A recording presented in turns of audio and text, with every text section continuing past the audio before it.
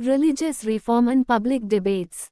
From the early 19th century, as you know, there were intense debates around religious issues. Different groups confronted the changes happening within colonial society in different ways, and offered a variety of new interpretations of the beliefs of different religions. Some criticized existing practices and campaigned for reform, while others countered the arguments of reformers. These debates were carried out in public and in print. Printed tracts and newspapers not only spread the new ideas, but they shaped the nature of the debate.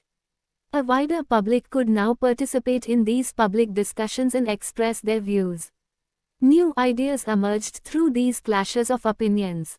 This was a time of intense controversies between social and religious reformers and the Hindu orthodoxy over matters like widow immolation, monotheism, Brahmanical priesthood and idolatry.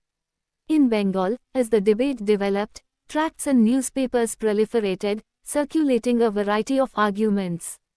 To reach a wider audience, the ideas were printed in the everyday, spoken language of ordinary people. Ramohan Roy published the Sambad Kaumudi from 1821 and the Hindu Orthodoxy commissioned the Samachar Chandrika to oppose his opinions. From 1822, two Persian newspapers were published, Jam-i Jahan Nama and Shamsul Akbar. In the same year, a Gujarati newspaper, the Bombay Samachar, made its appearance.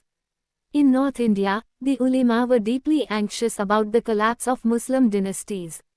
They feared that colonial rulers would encourage conversion, change the Muslim personal laws. To counter this, they used cheap lithographic presses, published Persian and Urdu translations of holy scriptures, and printed religious newspapers and tracts.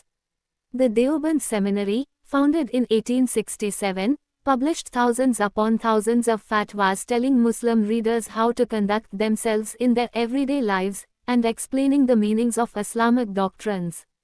All through the 19th century, a number of Muslim sects and seminaries appeared, each with a different interpretation of faith, each keen on enlarging its following and countering the influence of its opponents.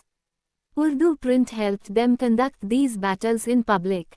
Among Hindus, too, print encouraged the reading of religious texts, especially in the vernacular languages. The first printed edition of the Ramcharitmanas of Tulsidas, a 16th century text, came out from Calcutta in 1810. By the mid-19th century, cheap lithographic editions flooded North Indian markets. From the 1880s, the Naval Kishore Press at Lucknow and the Sri Venkateshwar Press in Bombay published numerous religious texts in vernaculars.